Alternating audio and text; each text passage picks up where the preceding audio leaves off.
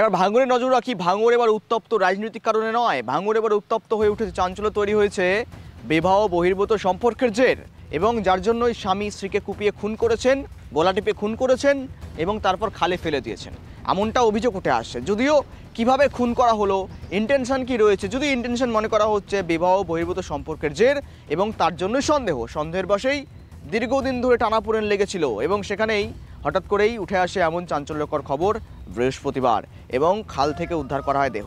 আমরা কথা বলি, আরও আপডেট নেওয়ার চেষ্টা করি। সঙ্গে রয়েছে আমাদের প্রতিনিধি সরাসরি গোপাল। গোপাল, একেবারে দেখো ভাঙড়ে চাঞ্চল্যকর পরিস্থিতি তৈরি হয়েছে, বিবাহ বহির্ভূত সম্পর্কের জেরে খুন, স্বামীর হাতে স্ত্রী খুন, ঠিক এখনো পর্যন্ত আপডেটটা কি উঠে আসছে?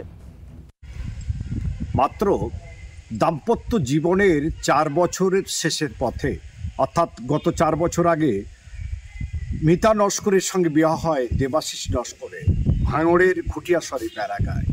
প্রথমের দিকে সম্পর্ক খুব ভালো ছিল, দাম্পত্য জীবন ভালো চলছিল, কিন্তু স্ত্রী বিবাহ বহির্ভূত সম্পর্কে জড়িত সন্দেহে স্বামীর মনের মধ্যে দিনের পর দিন রাগ পোষণ করে রাখছিল, আর তার শেষ পরিণতি ঘটেছে গতকাল রাত্রে স্ত্রীকে মারধর করার পর স্ত্রীকে টেনে নিয়ে খালের ধারে যায়। সেখানে গিয়ে গলা টিপে হত্যা করে কচুরি পাড়ার মধ্যে তার দেহটাকে লোপাটের চেষ্টা করে। শেষ পরিণতি কি হলো? মৃত্যু হলো। সন্দেহ এমন একটা জিনিস, সন্দেহের শেষ পরিণতি তার স্ত্রীকে তাকে খুন করতে হলো। তবে এলাকার মানুষের দাবি, এই দেবাশিস দিনের পর দিন তার স্ত্রীকে অত্যাচার করত।